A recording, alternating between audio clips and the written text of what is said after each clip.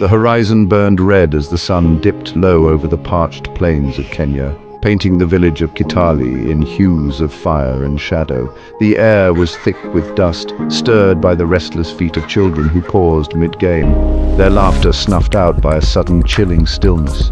A shadow staggered into view, a hulking, golden-maned beast, its steps faltering as it collapsed near the village's edge.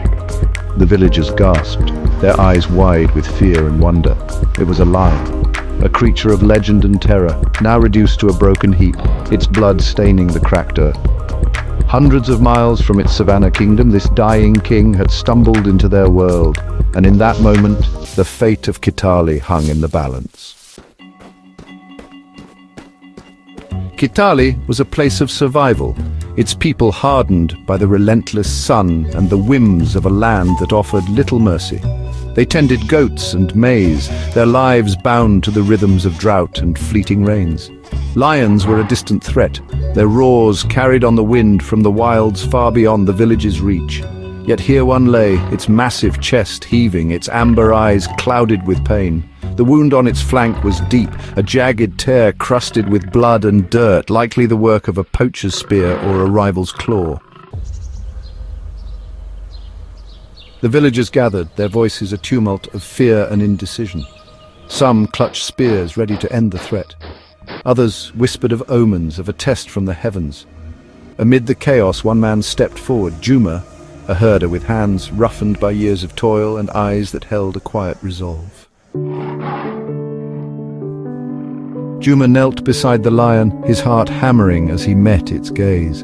In those eyes he saw not a predator but a creature clinging to life, a king stripped of its dominion. He reached out, his fingers hovering over the matted fur, and made a choice that would echo through Kitali's history. "Juma, we cannot let it die!" The crowd erupted, elders shouting over one another. "Villager, it's a danger! Villager, a sign of mercy!" Juma stood firm, his decision unshaken. He knew the risks. A wounded lion could turn in an instant, but to turn away would haunt him forever.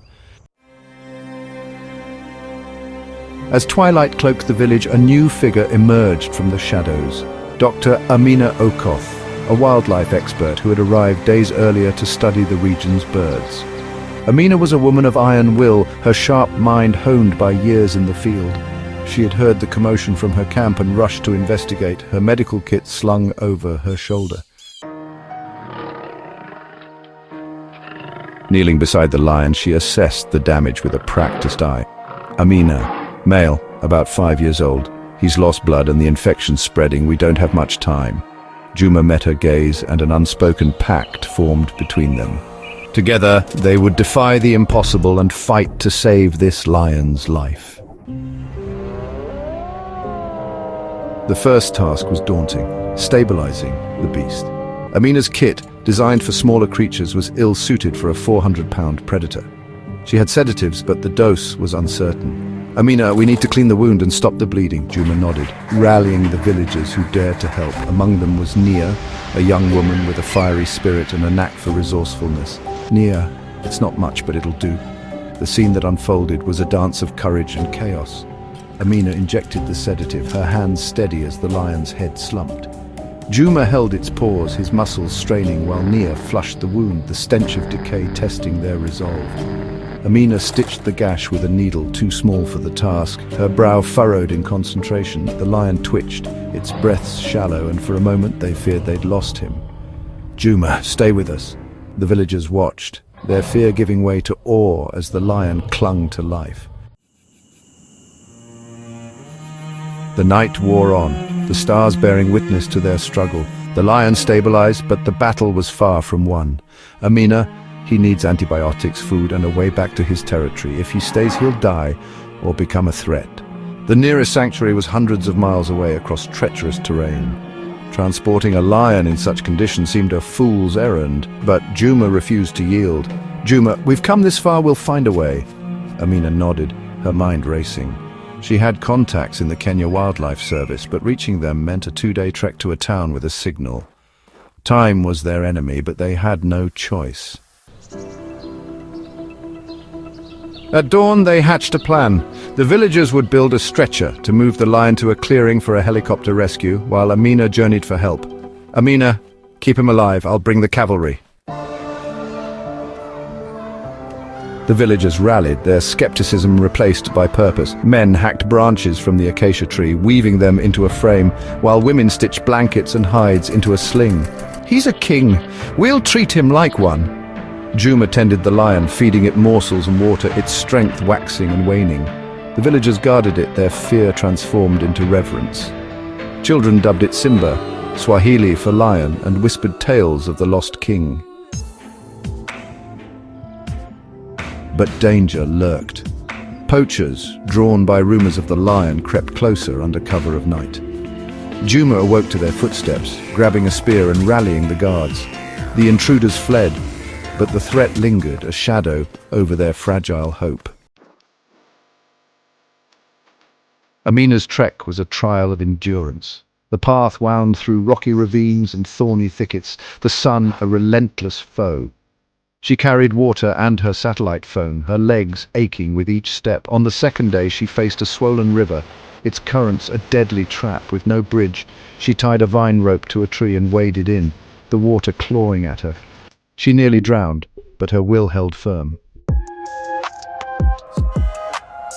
Reaching the town, she collapsed in a shop's shade, dialing her contacts with shaking hands. "We need a helicopter. A lion's dying in Kitali. Hurry!" Back in the village, the stretcher was finished, a testament to their ingenuity. Juma led the procession to the clearing, the villagers chanting as they carried Simba, his eyes flickering with life. The journey was grueling, but they pressed on, united in purpose. The helicopter arrived just in time, its blades slicing through the air with a sense of urgency. Simba was carefully loaded, his body weak but his spirit unbroken. The villagers watched in awe as the machine lifted off, carrying their hopes skyward. In the days that followed, stories of the lion's rescue spread far and wide, becoming a legend that would inspire generations. The bond between the people and the wild had been reaffirmed, a reminder of the delicate balance they must always strive to maintain. The helicopter arrived at dawn on the fourth day, its roar shattering the silence. Amina leapt out, her face alight with relief as she saw Simba breathing. The Kenya Wildlife Service team took over, administering antibiotics and fluids. "He's strong. You've given him a chance," said the ranger. The villagers cheered as Simba was loaded aboard, the helicopter lifting off in a swirl of dust. Juma stood with Amina, his heart full. "Juma, will he live?" "Amina, he will, because of you." Simba was taken to a sanctuary to heal, and months later a ranger spotted him in the savannah, his mane gleaming as he led a pride. Against all odds, the lost king had reclaimed his throne. The story of Kitali and Simba became a legend, a tale of compassion and courage that spread beyond the village. Juma emerged a quiet hero, Amina a beacon for conservation.